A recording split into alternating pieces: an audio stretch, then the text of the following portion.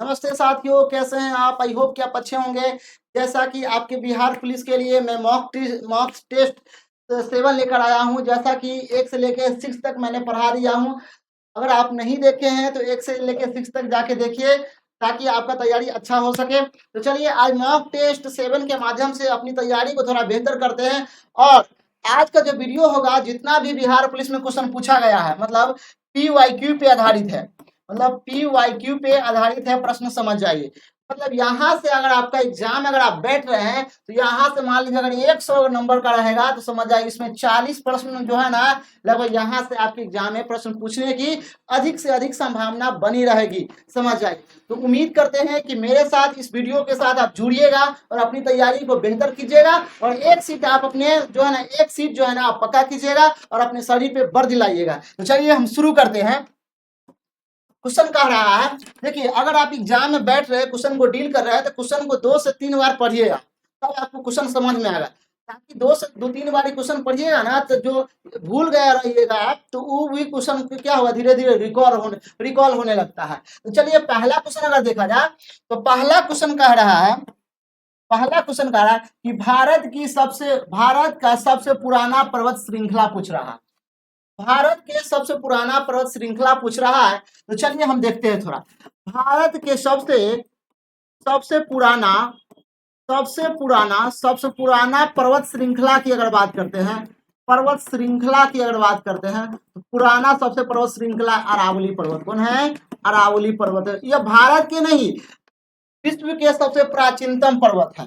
यह विश्व के सबसे प्राचीनतम पर्वत है। विश्व के सबसे प्राचीनतम पर्वत है, सबसे प्राचीनतम पर्वत यही है भैया। कौन है? अरावली पर्वत। कौन है? अरावली पर्वत है। अरावली पर्वत राजस्थान में है। कहाँ है? राजस्थान में। कहाँ है? राजस्थान में है मेरे प्यारे साथी। तो क्वेश्चन पूछेगा कि भारत के सबसे पुराना पर्वत श्रृंखला कौन है, तो कहिएगा अरावली पर्वत है। क्वेश्चन पूछेगा विश्व के सबसे पुराना पर्वत, सबसे प्राचीन पर्वत की बात किया जाए तो कहिएगा कौन है? अरावली पर्वत है। अरावली पर्वत कहाँ है अवस्थित है, तो कहिएगा राजस्थान में अवस्थित है मेरे प्यारे साथी। तो पहला का आंसर क्या हो जाएगा? ऑप्शन नंबर डी हो जाएगा। क्या हो जाएगा? Option number Himalaya. और अब देखा जाए तीसरा नंबर क्वेश्चन पूछेगा आपसे कि सबसे नवीनतम पर्वत पूछेगा। सबसे नवीनतम पर्वत की बात किया है तो कहिएगा शिवालिक पर्वत। कौन है? शिवालिक पर्वत। कौन है? शिवालिक पर्वत। कौन है? शिवालिक पर्वत सबसे नवीनतम पर्वत है मेरे प्यारे साथियों। पर्वत की बात किया तो भारत के सबसे छोटा, भारत के सबसे बड़ा पर्वत, भारत के सबसे ऊंचा चोटी, भारत के सबसे ऊंचा चोटी की अगर बात किया जाए, ऊंचा चोटी की बात किया जाए, ये है केटू। कथी है? केटू है। कौन है? केटू। केटू को गॉडविन आइसटीन के नाम से जाना जाता है। केटू को क्या कहते हैं? गॉडविन आइसटीन के नाम से जाना जाता है। गॉडविन आइंस्टीन के नाम से जाना जाता है। केटू की अगर देखा जाए तो केटू की ऊंचाई 8611 मीटर है। कितना है? 8611 मीटर है। केटू अगर देखा जाए तो अभी POK में पड़ता है। कहाँ पड़ता है? POK में अवस्थित है। पाक ऑक्युपाइड कश्मीर में, पाकिस्तान के अधिकार वाला क्षेत्रों में यह अवस्थित है। अगला क्वेश्चन पूछेगा यहीं से, भारत क्षेत्र का सबसे ऊंचा पर्वत, भारत क्षेत्र का सबसे ऊंचा पर्वत की बात किया जाए, सबसे ऊंचा पर्वत की बात किया तो कंचनजंगा है। कौन है? कंचनजंगा। कौन है? कंचनजंगा है। समझ आए। इसकी लंबाई अगर देखा जाए तो 8557 मीटर है। 8557 मीटर, जो विश्व के तीसरा सबसे ऊंचा चोटी। विश्व के पहला ऊंचा चोटी कौन है? माउंट एवरेस्ट है। कौन है? विश्व के सबसे बड़ा अगर देखा जाए तो सबसे बड़ा कौन है भैया? माउंट एवरेस्ट है। कौन है? माउंट एवरेस्ट है जो नेपाल में पड़ता है। इसकी लंबाई 8848 मीटर है। 8848 मीटर मेरे प्यारे साथ। 8850 मीटर मान लीजिए, 8850 समझ जाए। इसका कभी कभी जब ग्लेशियर के कारण, जब ग्लेशियर जब गलने लगता है तो इसकी लंबाई जो है ना घटने लगता है कभी कभी। एक तब है तो आपसे क्वेश्चन पूछेगा भारत के सबसे पुराना पर्वत है, कथी गई? अरावली पर्वत। अरावली पर्वत कहाँ अवस्थित है, तो कहिएगा राजस्थान में है। कहाँ है? राजस्थान में है। इसके बाद हिमालय कहाँ है, तो हिमालय का अलग, हिमालय का 4 भागों में बांटा गया है। एक ट्रांस हिमालय है, लघु हिमालय है, बृहद हिमालय और शिवालिक हिमालय है।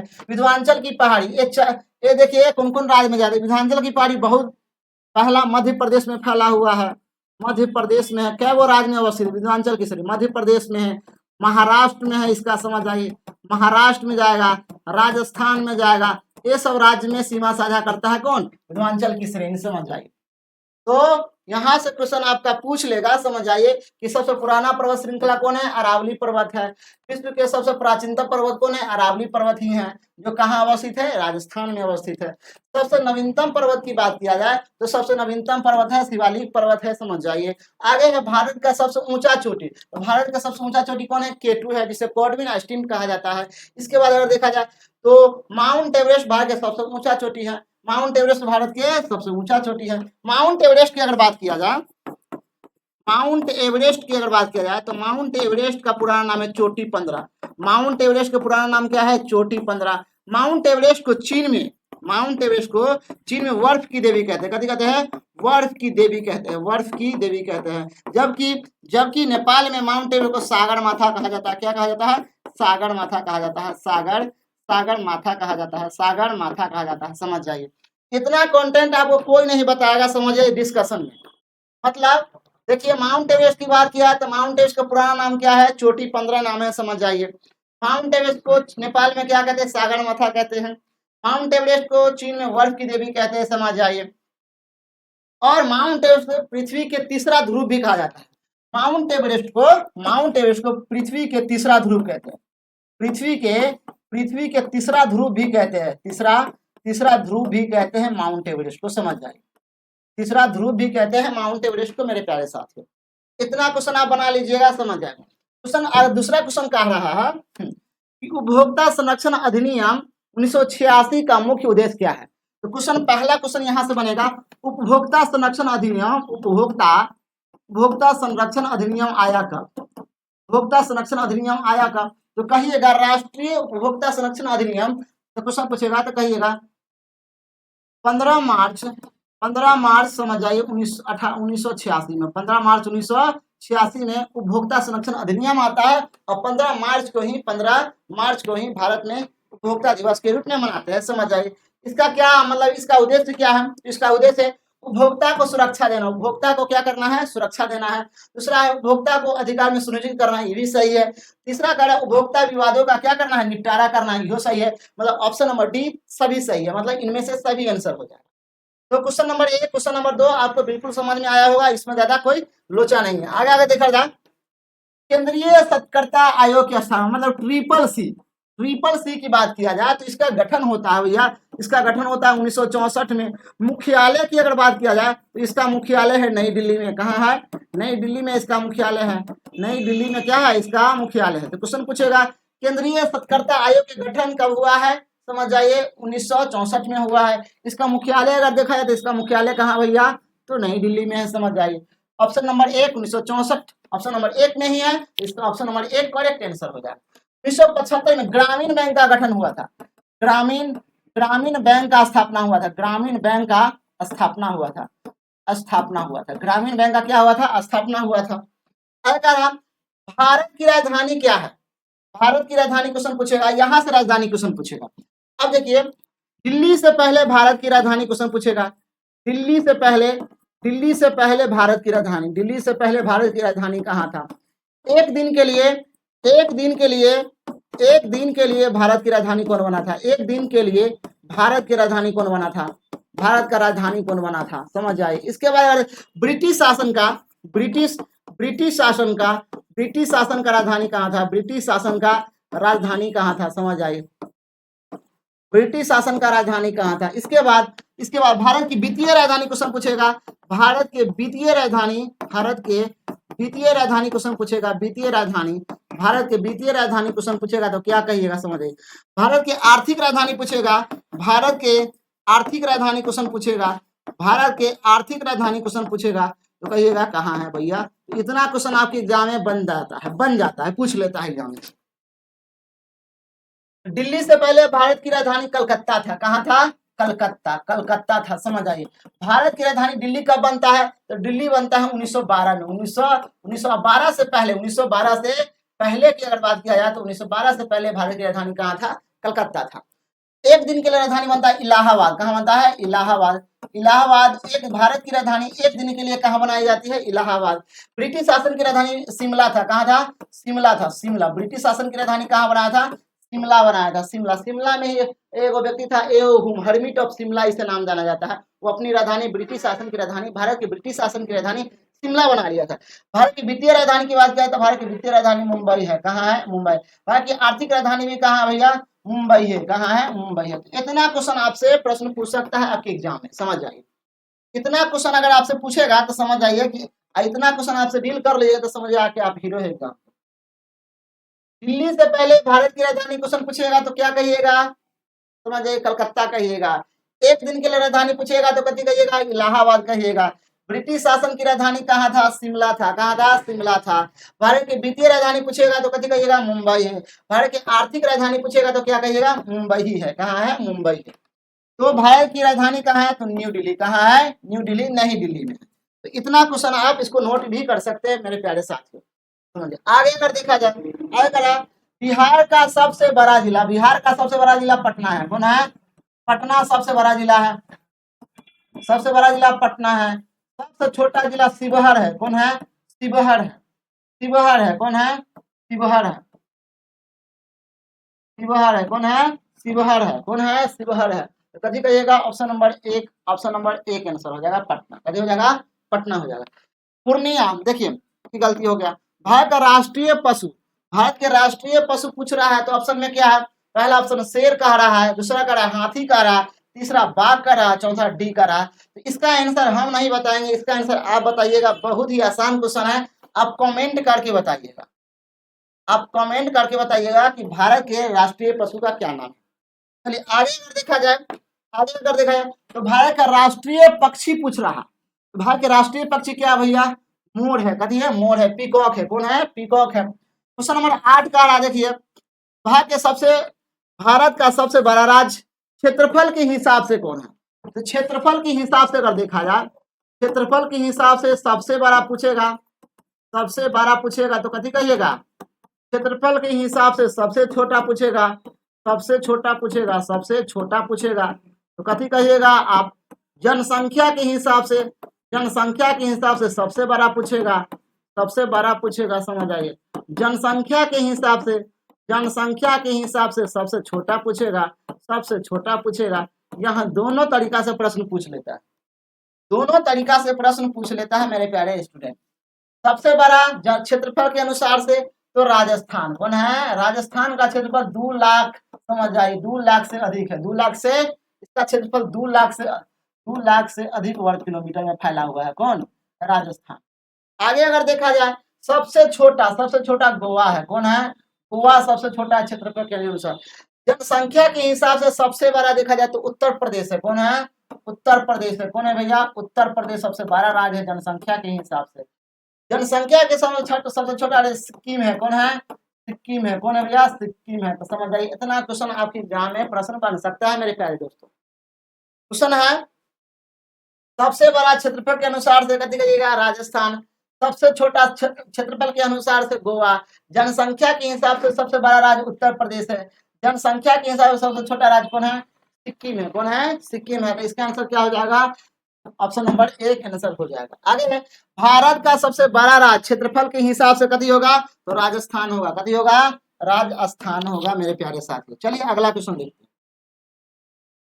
बिहार की सबसे बड़ी नदी, बिहार का सबसे बड़ा नदी पूछ रहा है तो बिहार के नदी के बारे में चर्चा की। चलिए थोड़ा मैप लेते हैं,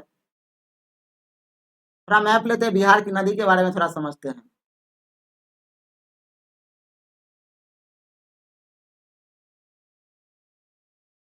चलिए ये थोड़ा बिहार ले लेते हैं, मान लीजिए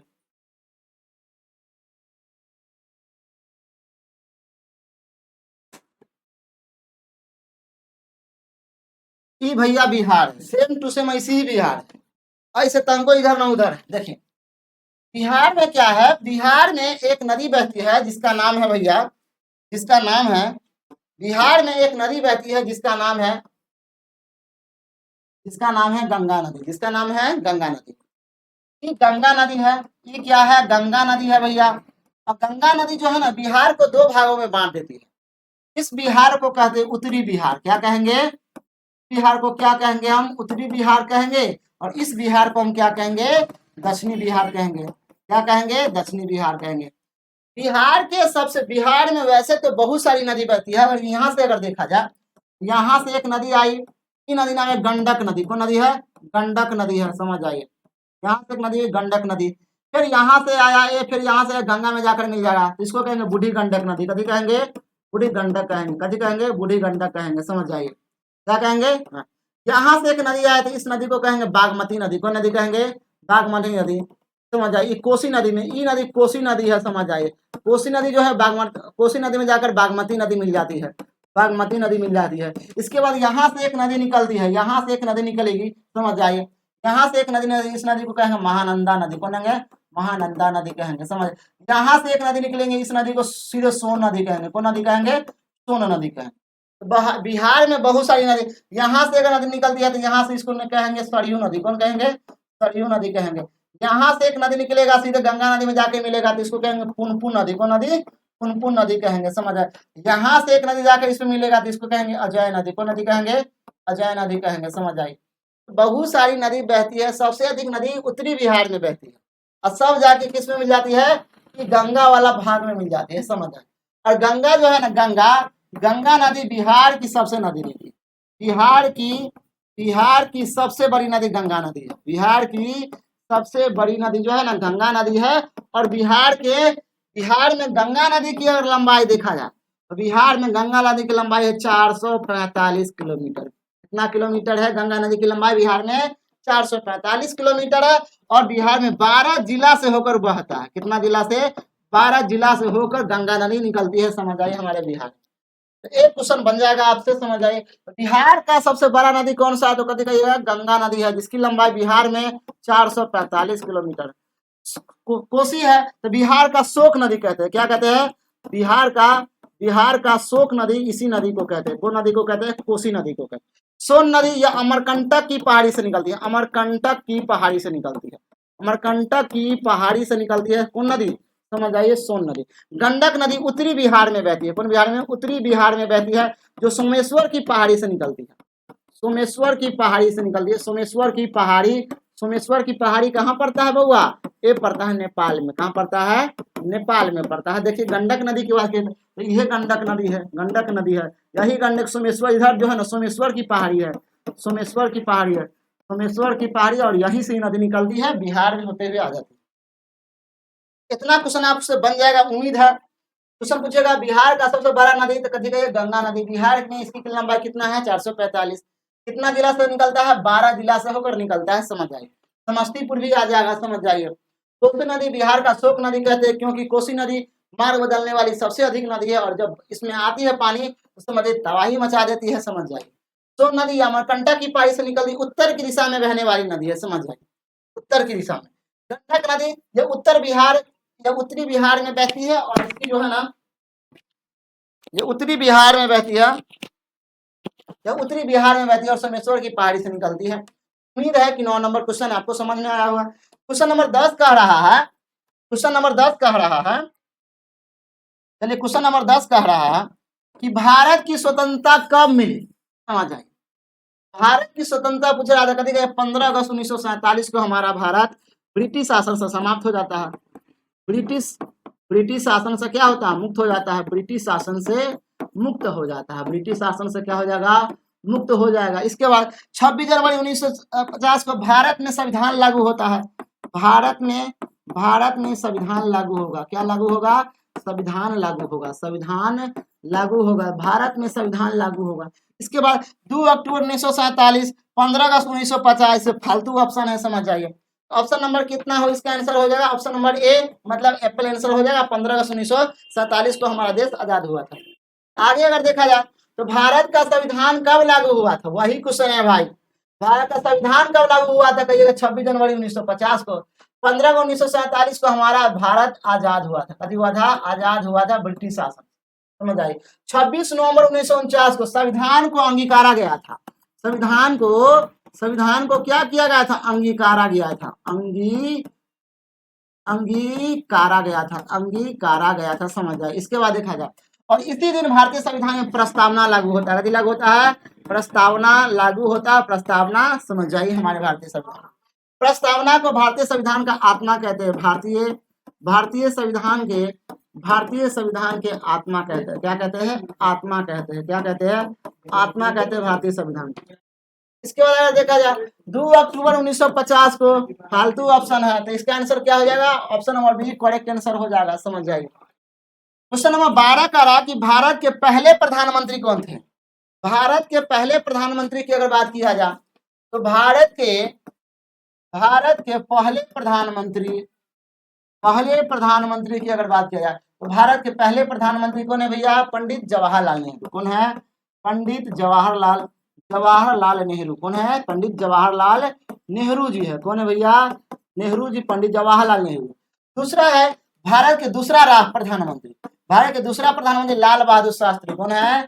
लाल बहादुर शास्त्री। लाल बहादुर शास्त्री भारत के दूसरा जो है ना, दूसरा प्रधानमंत्री थे। भारत के तीसरा अगर देखा जाए तो गुलजारी लाल नंदा। कौन थे? गुलजारी लाल नंदा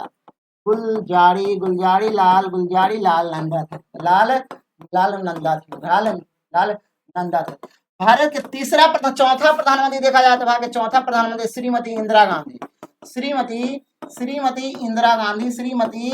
इंदिरा गांधी जी भारत के चौथे प्रधानमंत्री के रूप में बने थे मेरे प्यारे साथियों। गुलजारी लाल नंदा कम समय के लिए आता है, कम समय के लिए प्रधानमंत्री रहते हैं। समझ जाइए। और सबसे अधिक समय के लिए इंदिरा गांधी, और सबसे अधिक दिन का कार्यकाल। समझ जाइए। मतलब भाई के तीसरे बार राष्ट्रपति बने थे। तीसरे बार प्रधानमंत्री कौन बने थे? पंडित जवाहरलाल नेहरू बने थे। तो जवाहरलाल नेहरू ऑप्शन हो जाएगा। महात्मा गांधी भारत के कोई नहीं थे, भारत के राष्ट्रपिता के नाम से जाना जाता है। राष्ट्रपिता के नाम से महात्मा गांधी को जाना जाता है। सुभाष चंद्र बोस की बात किया जाए तो आजाद हिंद सरकार का गठन, आजाद हिंद फौज होगा। आजाद हिंद फौज का गठन जो है ना, यही सुभाष चंद्र बोस किए थे।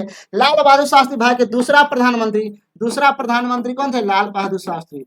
प्रधानमंत्री कौन थे? लाल बहादुर शास्त्री थे मेरे प्यारे साथियों। इतना क्वेश्चन जो है ना आपको कोई नहीं बताएगा। समझ जाइए। सिर्फ ई पथ पे ही आपको इतना क्वेश्चन आपको नजर आएगा। समझ जाइए। ई पथ वाले ही आपको बता सकते हैं। आगे अगर देखा जाए भारत का राष्ट्रीय खेल की बात की, बउआ वाला क्वेश्चन है, ये तो बउआ बना लेगा। क्रिकेट बहुत ही नहीं, क्रिकेट ऑप्शन गलत, क्योंकि क्रिकेट जो है ना भारत में सबसे अधिक पॉपुलर जो है ना खेल है, लेकिन भारत का राष्ट्रीय खेल जो है ना क्रिकेट नहीं है। दूसरा हॉकी। दूसरा क्या है? हॉकी। बिल्कुल सही, हॉकी ही इसका आंसर सही है कि भारत का राष्ट्रीय खेल क्या है? हॉकी है। अब राष्ट्रीय खेल की बात करते हैं तो थोड़ा देखिए लेते हैं राष्ट्रीय खेल। भारत के राष्ट्रीय खेल क्या है? समझ आइए। अमेरिका का राष्ट्रीय खेल देखेंगे। अमेरिका का राष्ट्रीय खेल क्या है? समझ जाइए। इंग्लैंड का राष्ट्रीय खेल देखेंगे। इंग्लैंड का राष्ट्रीय खेल क्या है? चीन का राष्ट्रीय खेल देखेंगे। समझ जाइए। इसके बाद अगर देखा जाए तो नेपाल का अगर देखा जाए, नेपाल का राष्ट्रीय खेल अगर देखा जाए, इसके बाद अगर देखा जाए पाकिस्तान का देखा जाए, पाकिस्तान का अगर देखा जाए तो पाकिस्तान का राष्ट्रीय खेल क्या है मेरे प्यारे साथियों? तो चलिए हम देख लेते हैं। भारत के राष्ट्रीय खेल हॉकी। कभी है? हॉकी। अमेरिका का है फुटबॉल। अमेरिका का क्या है? फुटबॉल। कभी है? फुटबॉल अमेरिका का है। समझ जाए। इंग्लैंड का क्रिकेट है। कभी है? इंग्लैंड का क्रिकेट है। इंग्लैंड का क्या है? क्रिकेट। चीन का है? चीन का बेसबॉल। कभी है? बेसबॉल है। समझ जाए। इसके बाद अगर देखा जाए नेपाल का गुल्ली डंडा के आसपास है, देख लीजिएगा। पाकिस्तान का हॉकी। पाकिस्तान का क्या है? पाकिस्तान ये सबसे जो है ना सब भारतीय का कॉपी किया है। पाकिस्तान का जो भी संविधान बनाया है सब भारत के संविधान से लिया गया। भारत का सबसे बड़ा तटीय शहर की बात किया जा रहा है, तो भारत के सबसे बड़ा तटीय शहर की बात करते हैं। तो भारत के सबसे बड़ा तटीय शहर की बात किया जाए तो भारत के सबसे बड़ा तटीय शहर देखिए। अब थोड़ा भारत लेते हैं। चलिए थोड़ा भारत का मैप बनाते हैं। चलिए इसको थोड़ा मिटा लेते हैं। भारत क्वेश्चन का रहा। अब यहाँ से कई क्वेश्चन बनाएंगे। यहाँ से जो है ना बहुत सारे क्वेश्चन हम डील करेंगे। अभी भारत का जो मैप बना रहे हैं ना, यहाँ से बहुत सारा क्वेश्चन को हम अभी डील करने वाले हैं, आप बने रहिए खाली वीडियो में।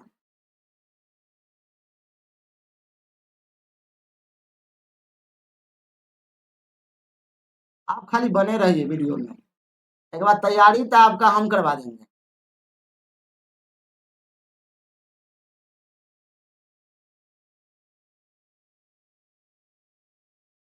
चलिए, ये क्या है भैया?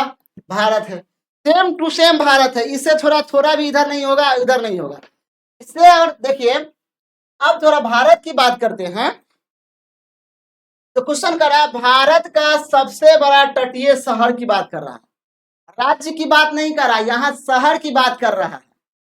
क्वेश्चन पूछता है कि क्वेश्चन, पहला क्वेश्चन बनेगा आपसे कि भारत का सबसे बड़ा तटीय राज्य, सबसे बड़ा तटीय राज्य क्वेश्चन पूछेगा, तटीय राज्य क्वेश्चन पूछेगा, समझ जाइए। भारत का सबसे बड़ा तटीय राज्य क्वेश्चन पूछेगा। दूसरा देखा जाए, भारत का सबसे बड़ा स्थलीय राज्य, सबसे बड़ा स्थलीय राज्य की बात किया जाए, ये क्वेश्चन पूछ सकता है आपसे, समझ आइए। क्वेश्चन आपसे पूछ सकता है कि भारत जो है ना, भारत समुंदर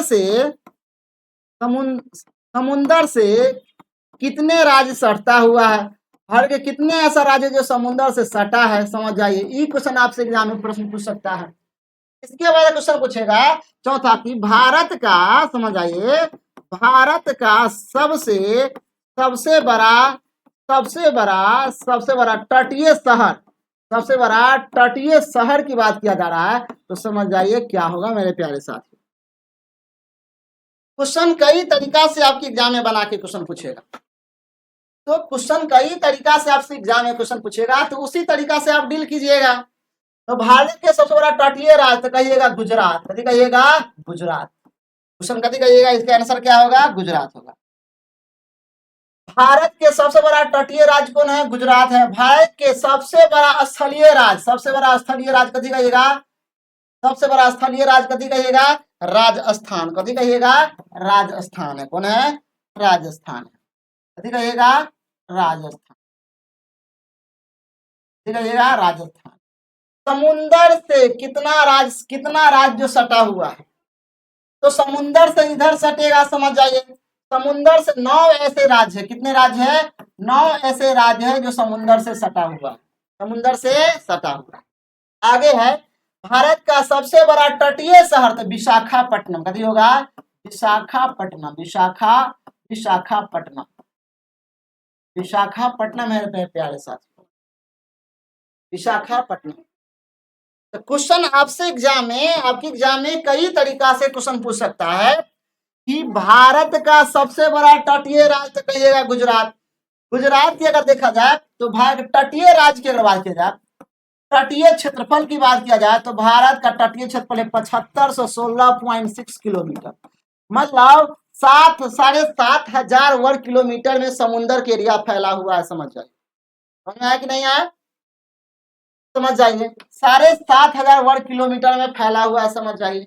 लगभग गुजरात की अगर बात किया जाए तो गुजरात में 1600 किलोमीटर, कितना? 1600 किलोमीटर जो है ना, लगभग में ले रहा है, अप्रोक्स में लगभग 1600 किलोमीटर जो है ना, गुजरात में तटीय राज्य का क्षेत्रफल का विस्तार है, समझ जाइए। इसका आंसर क्या हो जाएगा? तो ऑप्शन नंबर डी हो जाएगा। क्या हो जाएगा? विशाखापट्टनम इसका आंसर हो जाएगा, करेक्ट आंसर। आगे अगर देखा जाए, बिहार में कितने जिला है? भाई बिहार में कितने जिला है? कमेंट करके बताइएगा, कमेंट करके इसे बताइएगा। कमेंट में इसे हम रख देते हैं, कमेंट में रख देते हैं कि बिहार में, समझ जाइए, बिहार में कितने जिला है, बना लीजिएगा बिहार के कितना जिला है। चलिए, अगला क्वेश्चन करा कि भारत का सबसे बड़ा नदी,